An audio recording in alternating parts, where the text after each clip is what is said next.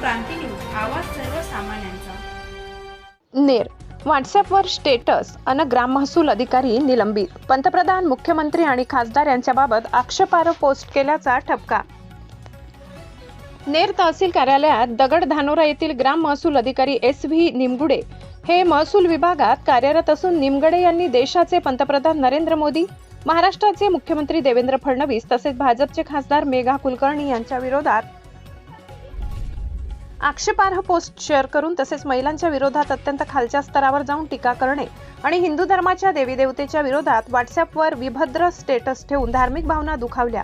निमगडे यांनी देशाच्या पंतप्रधानांबद्दल स्टेटस ठेवल्यामुळे नेर भारतीय जनता पक्षाकडून त्या कर्मचाऱ्यावर शिस्तभंगाची कार्यवाही करण्यात यावी आणि अशा कर्मचाऱ्यांना तात्काळ निलंबित करण्यात यावे अशी मागणी जिल्हाधिकारी कार्यालय यवतमाळ येथे निवेदन देऊन करण्यात आली होती.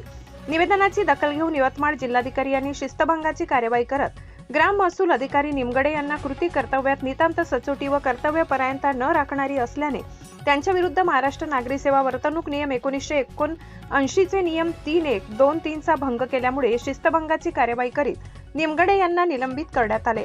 महाराष्ट्र क्रांती न्यूज साठी प्रतिनिधी देवीचंद्र राठोड, नेर, यवतमाळ.